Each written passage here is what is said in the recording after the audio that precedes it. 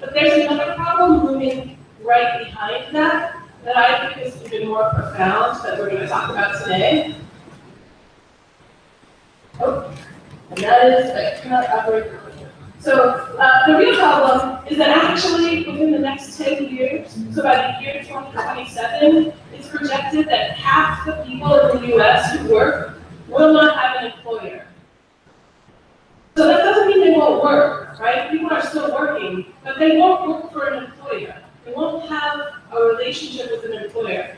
So what happens when you have an employer? Well, that relationship is regulated by labor law.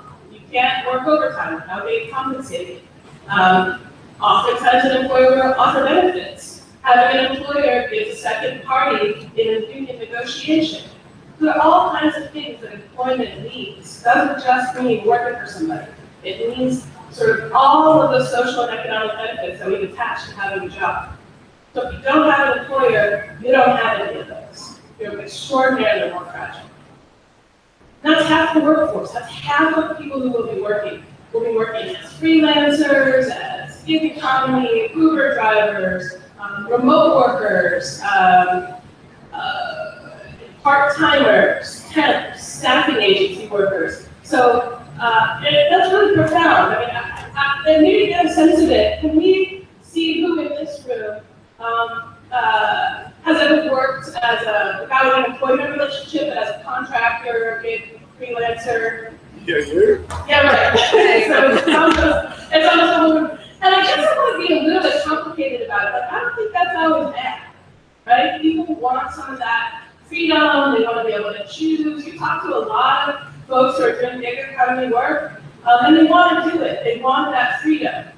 But they also want the security of having benefits and the ability to negotiate on their own behalf. So I think it's a complex picture. It's not all bad, but what I'd like to focus on is that actually this is a huge trend. The wholesale dismantling of the employment relationship, which is what structures social and economic benefits in our society. So we have half the workforce without access to that relationship and without access to those benefits. So just to put a little kind of example on it.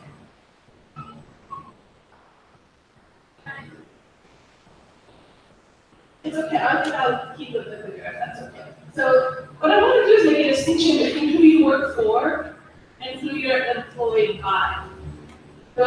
What we're doing, it used to be the same thing, right? I work for United Airlines. I'm employed by United Airlines. I work for the school district. I'm employed by the school district. Not the same thing now. I work for Walmart. I work at the store, I work in logistics, I work in trucking for Walmart. But I'm actually employed, all right, maybe I do need some help, by Schneider Logistics.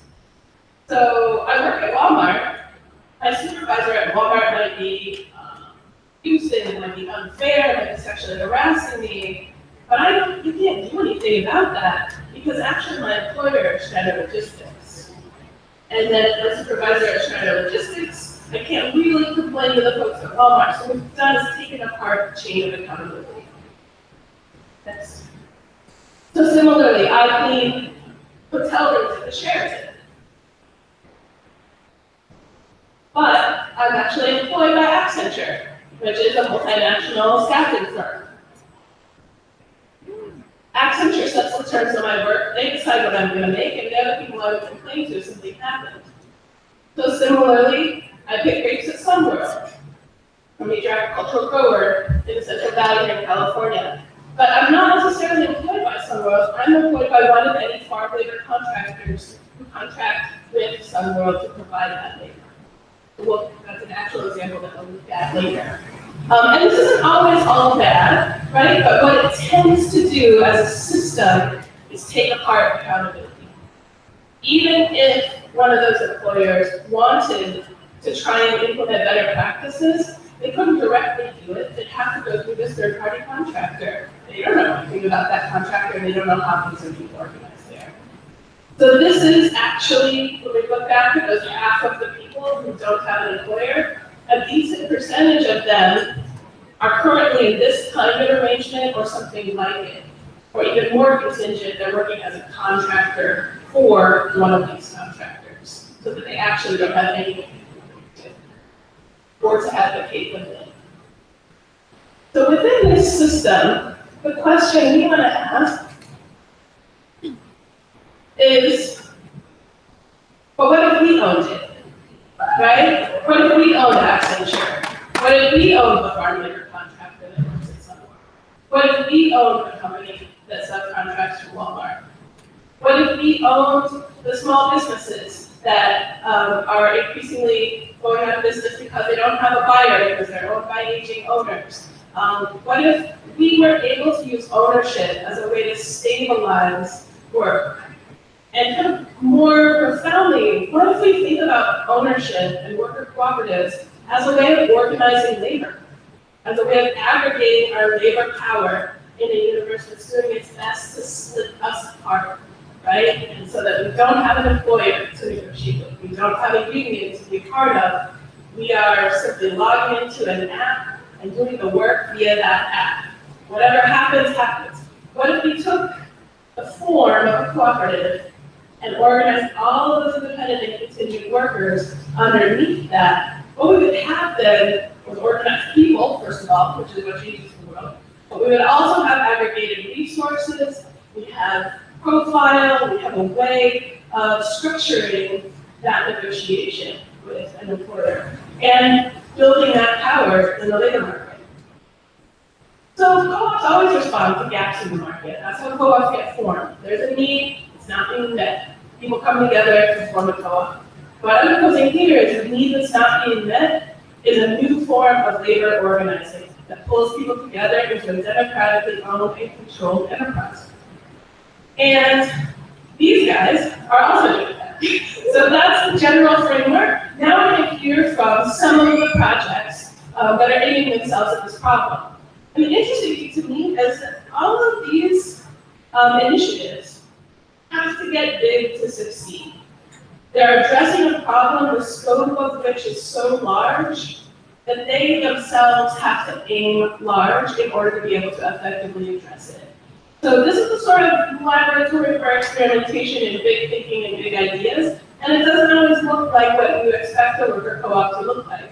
And so we'll dig into what some of those differences are, but in all cases, what we're talking about is using ownership to A, stabilize the work life, to make people's lives better, to give more security, more access to benefits, but also to build in power and control for working people, to use that form to increase their power and control over their work life. So all of that big framework set, I'll ask you to listen to our presenters. They're each going to talk, 5 to 7 minutes or so about what they're doing, and then we'll ask some questions and have some discussion.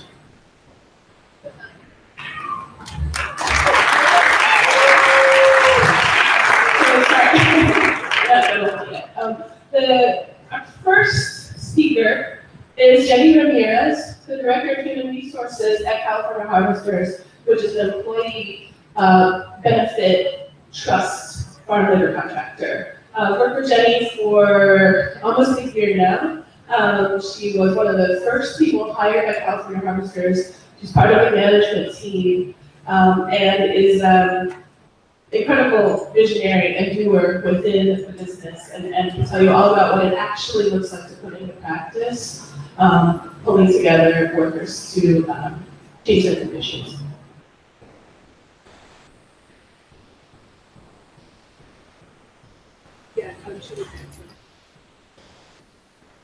Hi everyone, my name is Jenny Ramirez. I'm the Director of Human Resources for California Harvesters, or as we like to refer to it as CHI.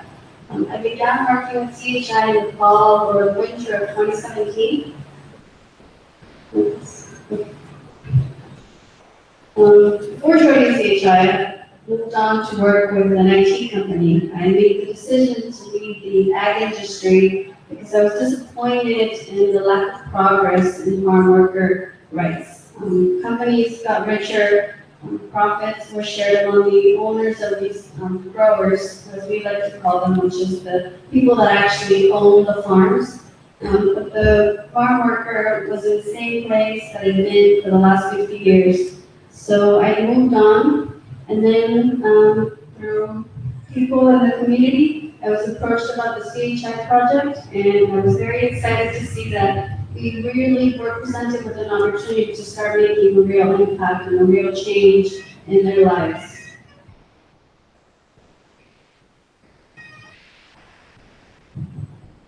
So what is CHI? California Harvesters, like Melissa said, is an employee benefit trust company that operates like a farm labor contractor. So like she mentioned, farm labor contractors are the employer for the workers that actually perform the work on these farms. So we are set up like a farm labor contractor, but we're also the first of our kind that are set up as a trust. Workers become members of the trust once they log a certain number of hours with California Harvesters. The purpose of the trust is to help build retention and accountability. CHI exists to ensure that growers and workers benefit from a happy and productive work environment.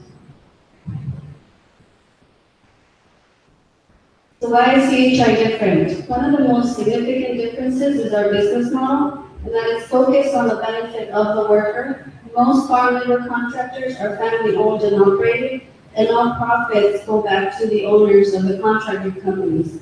CHI, in contrast, reinvests its gains back into the worker in better pay, trainings, and improved access to health services. Our internal structure is also led by former farm workers with decades of on-the-ground management and experience. This allows for a deep commitment to do business in a different way. We believe our workers are our most valuable resource, so we come to the table with various growers to change the conversation and highlight the mutually beneficial relationship that can result if we have a positive work environment. By default, we begin to address some of the challenges currently facing farmers. Among them, a large labor shortage. The workers see inconsistent work availability, low pay, no access to affordable health benefits, and no opportunity for growth and unfair treatment. On the grower side, they see low retention, low production, poor efficiency, high injury rates, and a high cost of labor per unit. CHI understands both sides because of our combined experience from all perspectives. This means we can talk the grower language while still representing the workers. We feel a well-trained workforce will solve these problems because we know their struggles and what they're looking for. So we advocate on their behalf from a business angle while providing support in the work area. We sit at the table and make this a mutually beneficial business collaboration between workers and growers so everybody gets what they're looking for. So how did we begin? About 2 years ago, an investment group by the name of Renewable Resources partnered with other organizations like the Working World, Democracy at Work Institute, and the Workers Lab to conduct research on the viability of the project. After a year of study and feasibility analysis, a working group was formed to advance the project. During the research phase, it was learned that an anchor client was needed in the current system of our grower-farm labor contractor relationship. In our case, Sunworld stepped up and provided that labor agreement, and they pre-purchased our labor force. They still currently operate and work together with other farm labor contractors, but RRG, because they're part owners of Sunworld, made that possible. The group also recruited JJ Gomez, who is our CEO, and he brings over 25 years of industry experience from both the grower perspective and as a former farm worker. JJ is also our CEO, like I mentioned, and he recruited Estella Ramirez, who has over 40 years of on-the-ground experience in the grape industry. Her knowledge gives us an advantage from the angle of her ability to train new workers and crew bosses.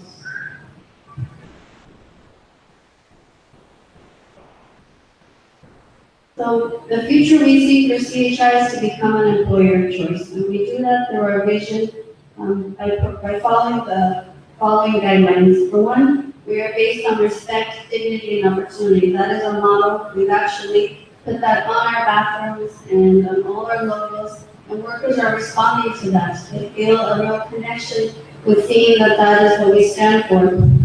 We do things right. We supply the right equipment and training for workers to do the best job, and we're building a work culture that is centered on safety and best practices.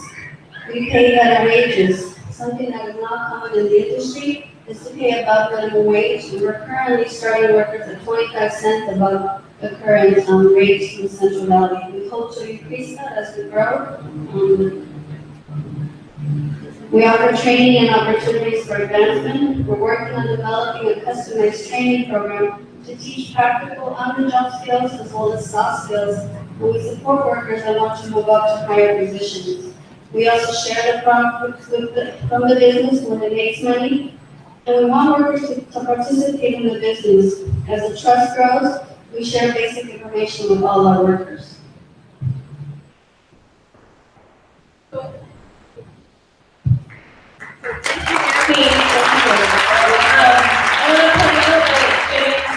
Co-workers are also here. So David Gomez, you want me to understand that? Okay. And Maya Salala. You understand that, Maya? Yeah. Thank you for that presentation. And we'll move on now to Joseph Cureton from Core Staffing and the Staffing Cooperative in Baltimore. Okay, Baltimore. And he'll explain a little bit about their vision for reducing barriers to work for people coming into the workforce and connecting staffing to greater stability and benefits for workers. All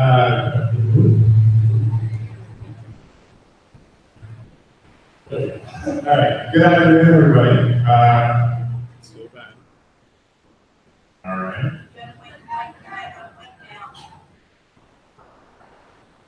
This is good? All right, here we go. All right, anyway. Good afternoon, everybody. My name is Joseph Cureton. Okay. I am a worker owner at the Staffing Cooperative. So we believe that people, all types of workers, even temp workers, deserve the right to own their own work. We started this about 1.5 years ago. Our primary objective was pretty simple. We started in a staffing industry, it's temp work, in one of the most extractive and exploitative industries that you can find. This is menial, shitty work that people do every day and get paid nothing, right? We're talking warehouse workers, food service workers, transportation and drivers. This is not glamorous stuff. That being said, so how did I get into this? I carry a lot of class privilege, right? Did I get it? Yeah. All right. I was born into a family that had some wealth. I went to a good school. I had access to great opportunities, and just like everybody else, I didn't mess up. I actually ended up like one of the 3 Americans with a criminal record. When I came out, what do you think that I did? Most likely, I went to a staffing firm. Luckily, I had a really good skill. I'm a software engineer, so I had access, again, to better paying job. But just because I'm a software engineer doesn't mean that the same racist discriminatory practices don't happen in that field. So after a while, I got really fed up. I ended up going to a hackathon, which is like an adult science fair. And we started to talk about this thing like at scale. Like, what does that even mean, scale?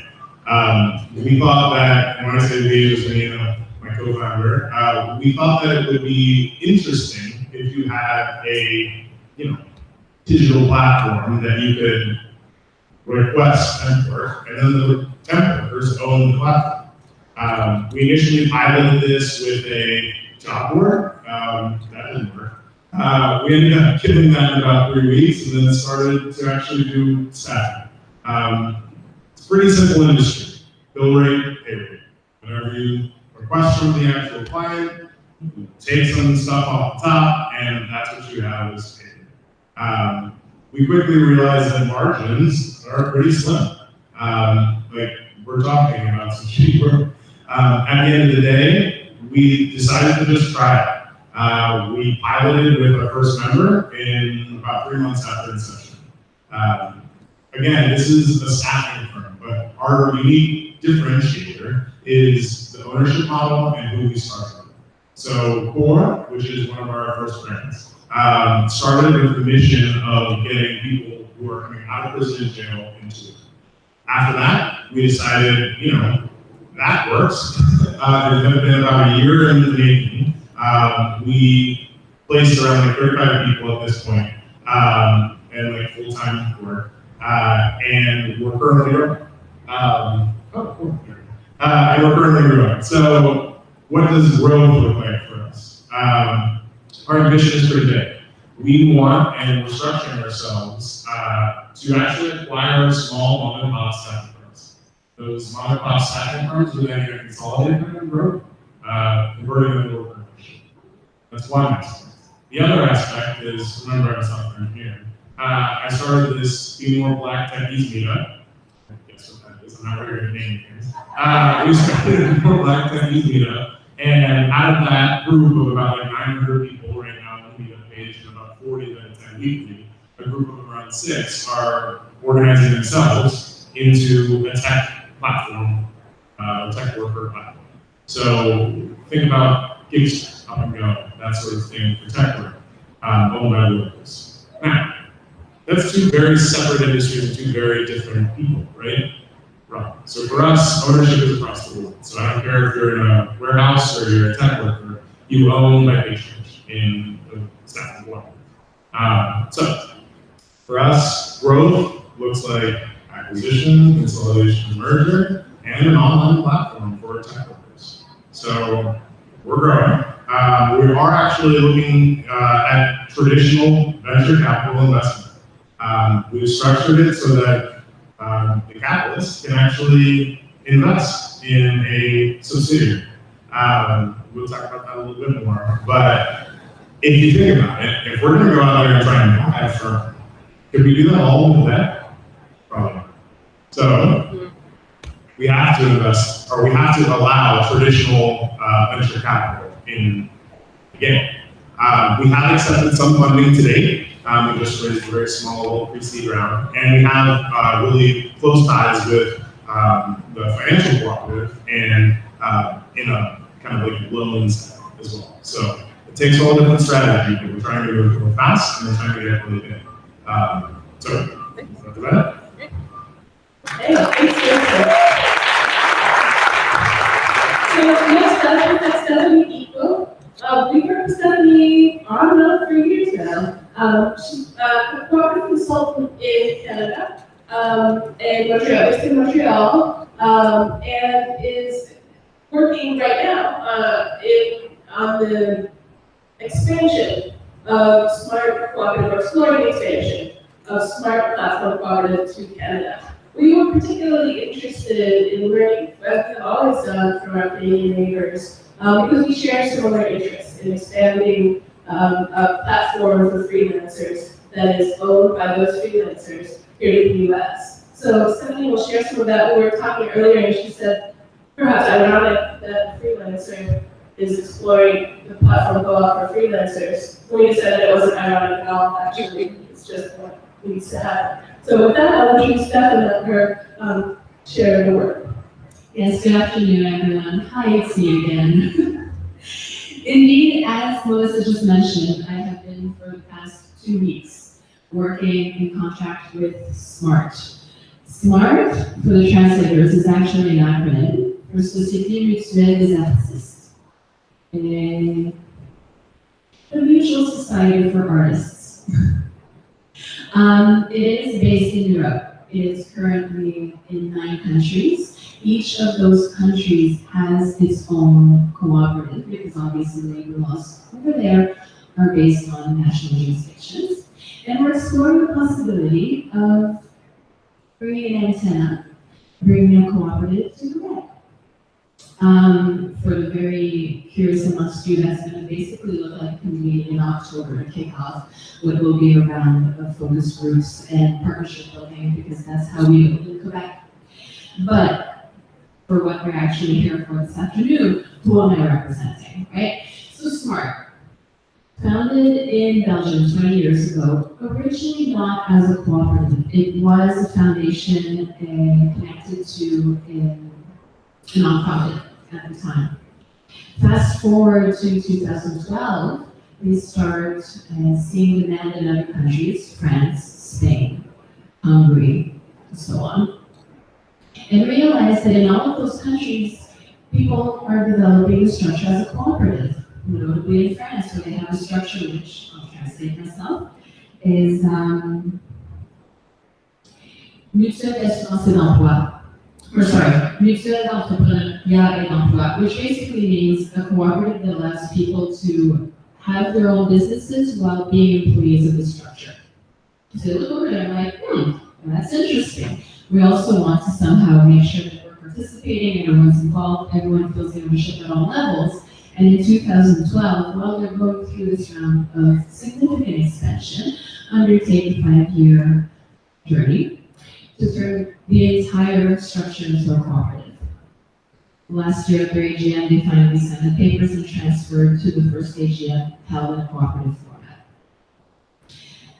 That's the co-op aspect. Just what does SMART actually do, right? What do 100,000 people, and 35,000 of which in Belgium are actually member owners, what do they see as a benefit to all this?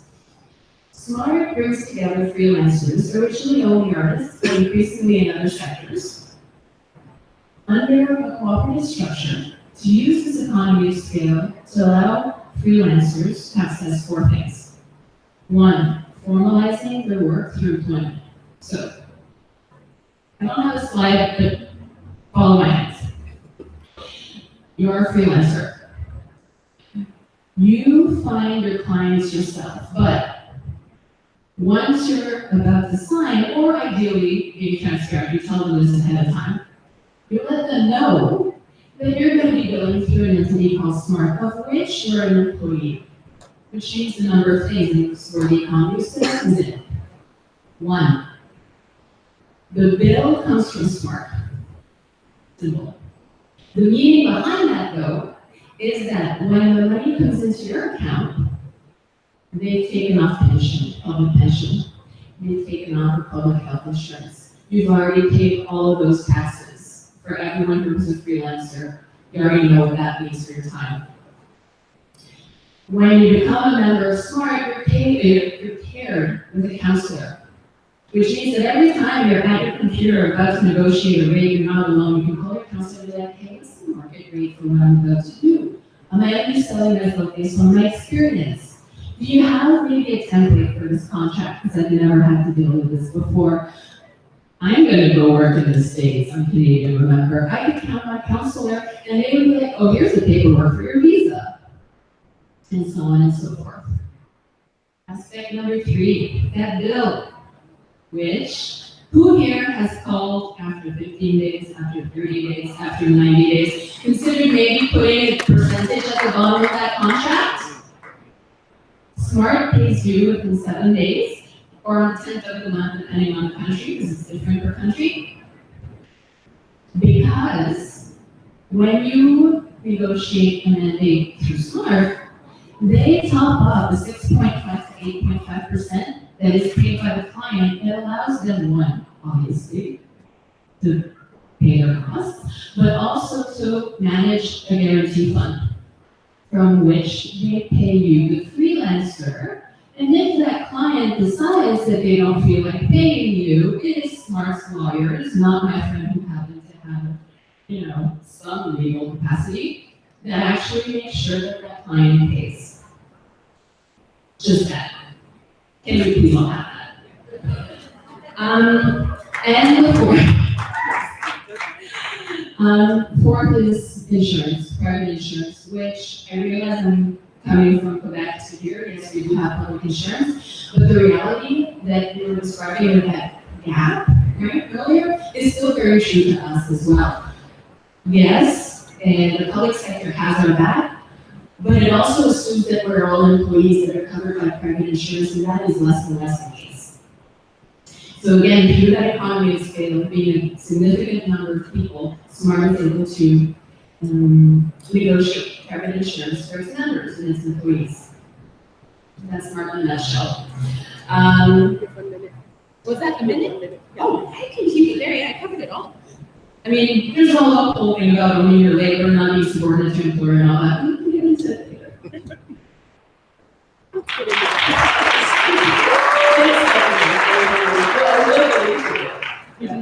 So, last up is not Tomás Durán from Reserve Capital.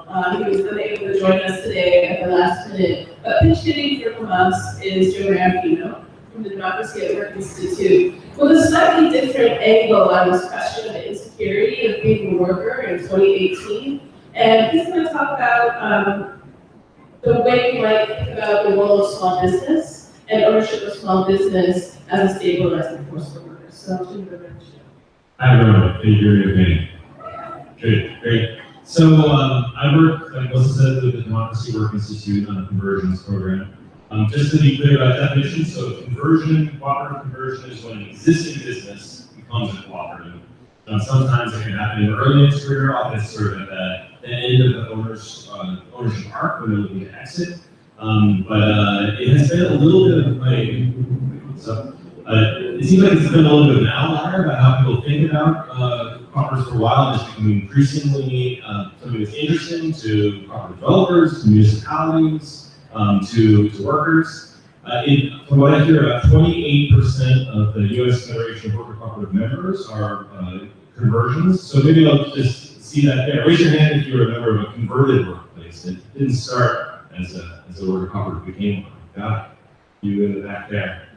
So still the minority, but increasing. And raise your hand if you work on conversions as a developer. There's a real high. And then keep them up if you worked on conversions 5 years ago. Okay, so more and more developers are interested in this. There's more and more interest in it.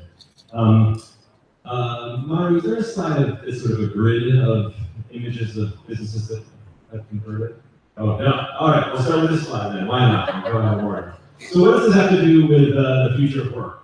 The connection really is that a lot of small business owners are planning on retiring in the next 5 to 10 years. The watchword for this is the silver tsunami, the gray-haired business owners. 2/3 of the small business owners in the United States are baby boomers, and 80% of them don't have a succession plan. So the key idea here is that so many of them are going to go on the market to sell their business at the same time, and there will be no natural force to absorb this. That's the tsunami metaphor. There's no mangrove along the edge of the reef to collect the force of this tsunami. So what's going to happen to these businesses? Chances are many of them are just going to shutter up and close, or they're going to sell up. They're going to sell to someone more powerful and get acquired and consolidated. And when we talk to business owners, I think that the connection to the future of work is that many of the small business owners would put their life and decades of time into these businesses to think suddenly that they would get acquired. They think that they would sell up to a more powerful entity and get consolidated. That's really not where their heart is. They don't want to realize, like as Melissa sort of framed it, that even though they've been employed by themselves their whole life, they're working for a more powerful entity, and that they've been working for them for 30 years only to turn the business over to them unexpectedly at the end. They want to keep the business local, they want to keep the business within the community, but they feel like they're told that there's no alternative. Nobody wants their business. It's valueless. The only thing that you can do is liquidate it and sell the assets to somebody else. And so they're seeking an alternative path. And the alternative to selling up to someone more powerful than them is to sell to the employees. In many cases, they have never heard of this idea. So thinking about it from a future of work perspective, while these examples are really like forward-thinking and aggressive, this is nobody's a defensive strategy. This is saying, I don't want to get acquired. I don't want to do something part of bigger. I want to stabilize work at the local level and be able to keep it at the local level. Let me switch to a couple of statistics just of what people have been working on in the last 2 years. We have a national collaborative called Workers to Owners that's focusing on conversions. There's some images of some of the converted businesses here. In 2017 and 2018, we're on track to convert about 32 businesses to cooperatives that include 450 workers. So if you think about having startups create 450 like ownership tax jobs in 2 years, this seems like it could be faster. That's one of the ideas. So this could lead to scale. We had about 190 business owners talk to us privately about the idea last year, and 230 are attracted to talk to us this year to say confidentially, I don't have a plan, can you tell me, I've heard of this idea, I'm not sure if it matches. So there's an increase of owners that are interested in it, but it takes several years for them to convert. So on the one hand, I think it perfectly matches this sort of this stabilization idea. On the other hand, it does also need support, so it's defensive. We're also starting to think about what institutions do we need to make it scale. I don't think we've gotten there yet, we're still trying to figure it out. But the things that are on people's minds are about speed. So is there another slide after this? So when you think about this sign that maybe you've seen, you know, this is, what does this promise? This promises ease and speed and just you're in a trouble situation, you don't know what to do, you want to get out fast, call 1, 2, 3, 4, 5, 6, 7, 8, 9. I tried it this morning, it doesn't actually. I've been asked to get rid of. But we need to match the speed and the agility of the predatory market. And so how are we going to do that? Many of the average transaction time for conversions is about 18 months from the first kind of conversation to closure. We need to, in many cases, be able to move faster than that. And it's hard because you want to give people governance training, and, leadership training, you want to look closely at the books. But the kind of things that lead towards the future work conversation are, should we have a large equity pool that can kind of quickly move on these businesses and then convert them over time? Or can we have some sort of large entity that all workers take training from simultaneously in order to make it less of a kind of boutique one-on-one relationship with something that's scaling? So we're still working on that, but I think there's a lot of promise with the retiring business owners that will be emerging as a stabilization effort, and hopefully we can all knit together those businesses into something larger as well. Great, thanks, Joe. This is a buffet of tasty morsels. I'd like to dig into something that you said, Joe, but actually it shows up in all of your presentations. I think you said we have to match, or one of the goals is to match the agility of the predatory market. And that's because the scope of the problem is urgent and large, and we want to address it. So I think that brings us into contact with some interesting questions about how we do that. And maybe one of the first places to start is with money. So it would be interesting to hear from each of you where the money is coming from to help you aid yourselves at a scale that addresses the speed, size, and agility of the predatory markets within which we all exist. So where are you getting your money? How is it helping you compete? And where is the values alignment? Is there a natural values alignment? Are you forcing it? What are some of the risks and dangers that you see with your money? So take any piece of that question you want, and whoever wants to go first.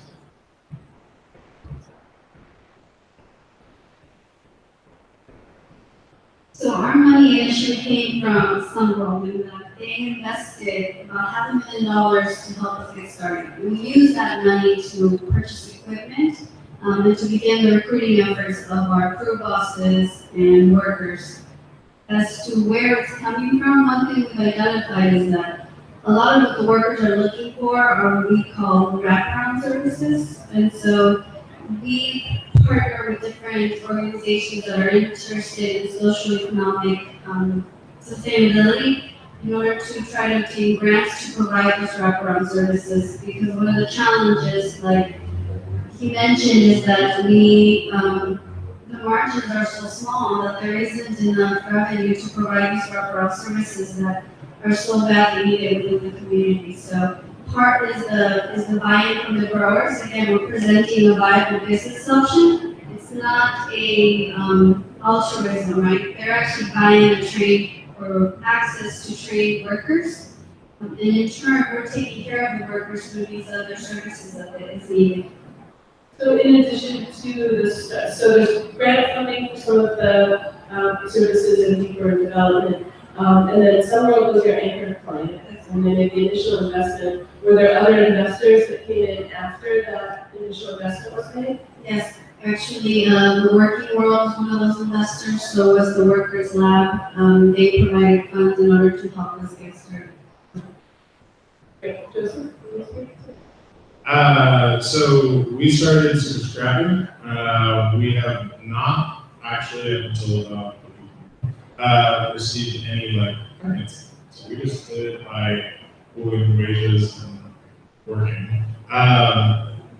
Also, moving forward, we actually are engaging with capital. So we just recently got into an accelerator program that provided $100,000 worth of equity financing. And it was a crisis for a second because we were talking to traditional VCs and they're like, what the hell are you doing? So we had to like figure it out, basically. So the way that we figured it out, I'm not going to get too much into it, but we have a limited cooperative association, we have a co-op. That co-op actually owns C-corps, owns regular businesses that you can form on the internet. That those businesses actually are where we get most of the majority of the financing from. So traditional VC has shares and expects a return on the share. We also have Class E in the LCA, so you can do it if you want. The other thing is that we have a fiscally sponsored nonprofit. So if we want to, we only receive $5,000, but if we want to raise the money through a foundation to do training and that kind of thing, we can. So the biggest thing is like we're stitching this all together. And the reason that we are stitching it all together is because we have to keep the workers centered at the project and at the end of the day scale. So we have to have capital or access to capital to them. And generally capital wants capital out. So we have to do that. 2 weeks in, but my hunch is that certainly if this develops as a co-op, that we do have quite a bit of a patchwork of funders who support the development of cooperatives. So I'm hoping to lean pretty hard on that. Once development is done, though, the beauty of this model is that once it reaches sufficient scale, it is those clients who wanted to relinquish the responsibility of the employer who end up making us sustainable. Simple as that. We'll have to figure out the right percentage. I quoted 6 to 8% earlier. We'll see what that looks like in Quebec. But those people who wanted to wash their hands of employment are the people who are going to make us sustainable. And so I think the original value of the business assets of the conversions is where the money comes from. So people have put time for decades into building this business. Those assets is where it starts from. If you didn't have those assets, very few people would probably be interested in doing conversion. From there, we have some very sympathetic lenders who are interested in loaning to these businesses to help the owner exit. I think for them, they see it as a less risky investment than investing in a startup. So if they loan for conversion to going concern, it has customers, it's more likely to pay back, some people would say from their perspective. But I think one thing we've experienced in trying to organize the field of conversions is that you see which aspects get paid and which aspects get underpaid. So the loan aspect is very clear what the financial value is, and so there's money involved. Business valuation, there's like a traditional mechanism for that. Supporting the business after it converted, not a lot of money in that. So that part of the value chain often gets less money. So the partners who are working on this, we're looking at each other and saying, okay, let's work together. I'll do the first part, you'll do the second, we'll do the third. And then we look and see, well, the first part doesn't get paid at all. We have to talk to a business owner for 5 years to help them support. Who's going to pay for that? So we're sort of thinking about that in terms of aligning and consolidating. How do we spread the value throughout all the partners who are in the chain? The more equitable way. One last thing. So generally when you are interacting with traditional institutions, they're like wanting to lean on something. They're like wanting to lean on something, right? Like you're going to reclaim it if you don't pay. For us, our like product is the people. So like, how are you gonna like put a lien on people, right? So like our assets are W-2s. What the hell, right? So it's been a struggle to like get a loan. We have contracts, and we'll basically be able to like finance on contracts, and we've done that. But it's a super hard struggle when your asset is human life. So. So, I'll ask one more question and then open it up for you all and have a discussion with each other. This is, I mean, in some ways, this is the like red flag, danger, running into tricky waters panel, right? You're taking money from people who want to return on it. You're playing in really difficult, I'm about to make some metaphor. We're playing in a difficult sandbox. I don't know. These are competing in really hard industries. Farm labor, staffing, freelancers, small business. This is not easy. And so I want to note like there are risks associated with taking capital, with working so closely with your clients, with how do you think about moving beyond a market solution? So right now, your business, and you're attempting to solve the problem of your labor market through your business. But do you have other partners who help you build worker power that sit right next to you? Because it's sort of it's challenging within the market. The margins are low.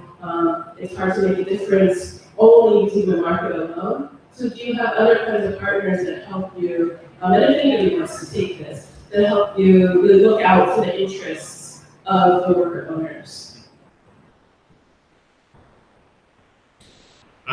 So yeah, definitely. So in Baltimore, I don't know if you're in Baltimore, it's like a hotbed of co-op development right now. So when we first got started, actually was because of the jumpstart that Red Emma's put on, or that Red actually put on, which is here at the financial Baltimore. So we are literally like daily in contact with Red, and from a how to read a balance sheet, like do trainings and like that sort of education work, we lean really heavily on that. The other side of it is people that are staff right now at Core, at Core Staffing Order, are generally like needing some wraparound services, like you're saying. We realize that very quickly. So on staff right now is a case manager, is a counselor that does that. So it's a drag on the business. Don't get me wrong. That is wages, or that's like surplus that's not going back to people's members' pockets, but it's needed. So. Anything else? Oh, and I think you didn't actually mention how many farmers are on the fields right now. Including supervisory staff and management, we're almost 500 workers. We're holding at 400. We expect to ramp up again in the next few weeks as we change varieties. But we did have a peak in July, about 750 workers out in the fields.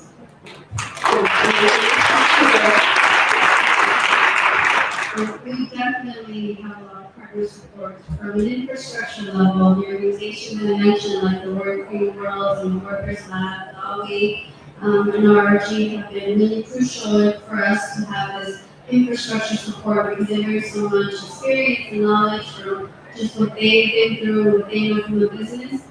From the market and what's out there, but we're really focusing is partnering with these growers, these farm owners, because if they come to the table and they see the value of what we're trying to bring, that helps facilitate the relationship, and so we can negotiate for a better markup, and we can negotiate for better terms, and there's a partnership that goes on so that they see the vested value in having a happy workforce, right? Because then they know the workers are going to show, they're going to stick around, and they're not going to have as much fluctuation in the labor.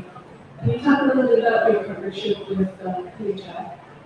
Yes, PHI actually, who is an arm of CHCA, has been really critical in terms of developing.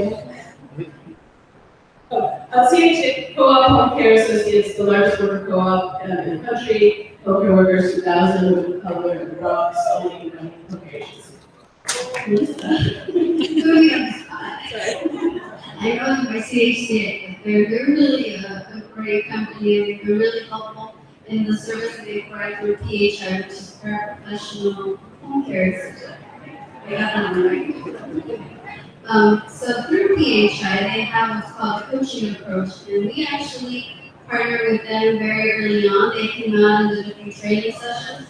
And we started putting our crew bosses and field supervisors and our own internal management staff through the program because we identified really quickly that the workers need a soft skills approach, how to deal with conflict resolution, how to deal with some of the, when they're having sort of avoid harassment issues, litigation and things like that. So we continue to work with them, and we've also now, through one of the consultants that came out recently to visit us, are working to develop a very customized training that aligns with our core values and our structures. So the consultant, who is Marina Del Valle, she calls it PHI out of CHI. So she's coined this phrase, and we're very excited to what's going to come out of it.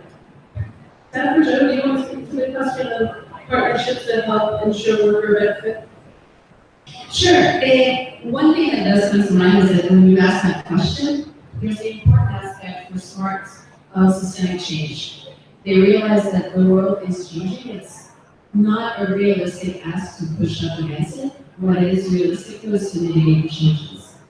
And one thing that they have been called on to do has been to be part of quite a few consultations, either in partnership with unions, the European side of the European Commission, future work, consultations there and so on. So they're called on to address and represent freelancers like many unions would, which has been a really interesting aspect of their work.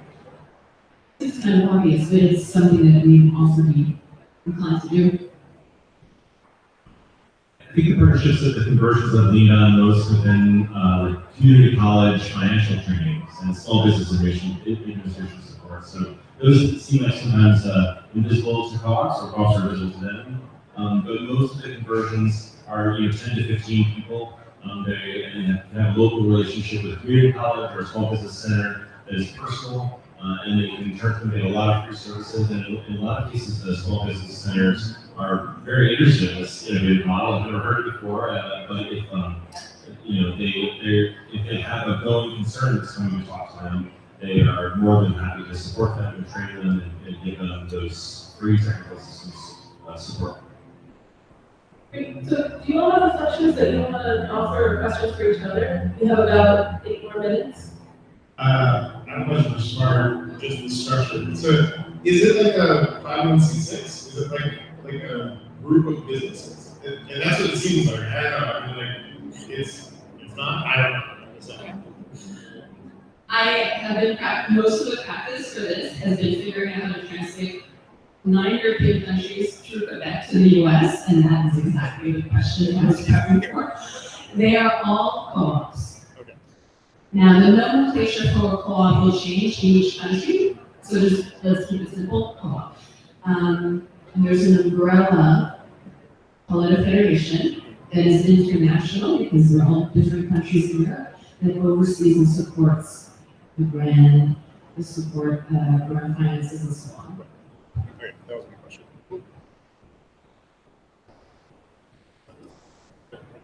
I have a question about California Harvester. That is, so 500 workers, 750 at peak, less than a year.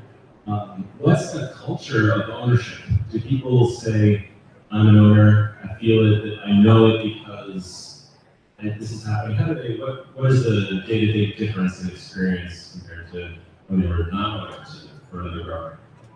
I don't think they fully quite grasp that it's an ownership because we've gone out there, we've had actually our president and CEO JJ has gone out and had these tailgates where he's mentioned how we're set up and how this is long term, it's to their benefit. But we're still trying to change the mind of the farm worker because they come from a very I don't deserve mentality. And one of the things we identified when we were doing the initial onboarding sessions, and we had partners that we went out and we created this very unique health services buffet, if you will. We had what was called a minimum essential coverage plan, and then we had ancillary benefits like dental, chiropractor, vision, things like that. And a lot of the questions were like, why are you doing this? Like what's the catch? Really, what's the purpose of behind why you're doing this? And so there's a lot of education that is still taking place in order to get them to the point where like, this is mine and I have a say in this. What really has resonated with them the most is those 3 words that we have in our bathrooms and we say to them, which is, we're based on respect, dignity, and opportunity. That's really what's speaking to them, just better treatment. We're hoping that by the end of the year, as we continue to message them, there's a better understanding and accepting that this was built in order to improve their working conditions, not just in the field, but outside of the field. Is there a catch? Like, what's the responsibility as an owner as well? Right now, it's to, another thing that happens in the field is that they'll work with one farm labor contractor for a period of a month, maybe a few weeks, and they don't like something they need. And so the catch is that to stay with us, stick this out. There's fluctuations in work because we're building to really be able to provide consistent work all year round. But mainly it's that stay with California harvesters. There is a future here for you that is sustainable. My question is, but so Core and Simon Co-op have been working with CoLab, Cooperative, to develop this platform that we're building. So technology is obviously, for future work preference, is going to be a huge play or like part of what we're doing. Is there like some or open source or any type of like platform technology that can be leveraged by other people in Or is it all structure? Like structure, corporate structure. You mean is it proprietary? Sure. So a part of what SMART has been doing as it really has to other countries is sharing the backend, so the platform. Is it proprietary, is it open source? That's actually not a conversation I've had with them yet. That being said, for each country, there's significant tweaks that have to be done. It's by no means creating a new platform, but because of the way everything has to be programmed, and the realities of just employee and client intake that needs to be asked at the point of the relationship, it's so different that there will be significant investments in redeveloping the platform anyways. So I'm going to take us home. Unfortunately, we don't have a brief amount of time in this panel. What I'd like to ask is, since this is about the future and the future of work, if you could take a minute, 1 sentence, 2 sentences, to share with us your vision of what does it look like when you're successful? What does it look like when you have, in your enterprise, redefined the future of work for the people that you're working with, and ideally outside of that enterprise, right? So what's your vision? And Steph is ready to go, so everybody else can take a minute to chat. I've been thinking about this for a while. Drew, call me on this in like a few years. An AGM that is mostly online, because there are no rooms in Montreal. What's an AGM, Steph? Annual general meeting of 331,000 people who are currently only doing self-employment work in Quebec are all together in a room, from physicians who are self-employed in Quebec to people who are in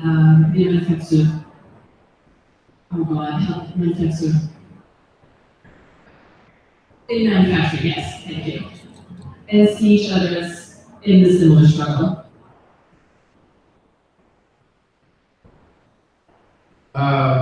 For the staffing co-op, we want to, so growth for us looks like landing and expanding. So we are within the next year already looking at opening an office in Chicago, and we hope to replicate that across the entire US in the labor market. In the technology market, we hope to have a very strong presence within web development and general technical and software engineering.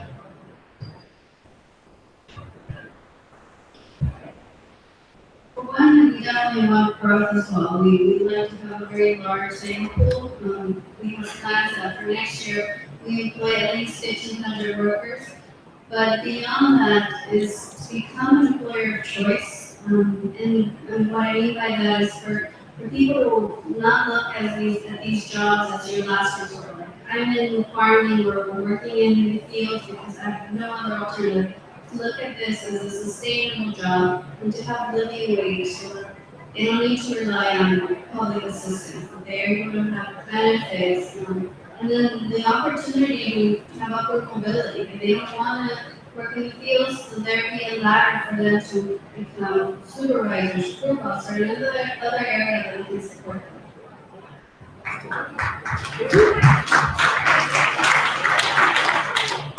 I think successful conversions, I think, are also a little bit from like a Silicon Valley analogy, where founders are going to build their business to exit. They may be thinking about acquisition right from the start, but you get small business owners as they're building their business to be thinking about selling to their workers a long time in advance, building value for the workers, training them, anticipating that that's their best possible option. Then we won't have to get to this emergency at the end where people are unready and have to add a bunch of capacity. So I want that to be a normalized path for founders.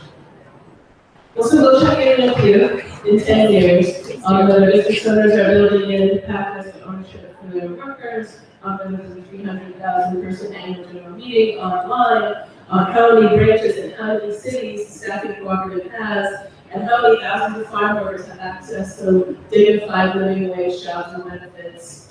Let's hope to see all of that sooner rather than later. Thank you.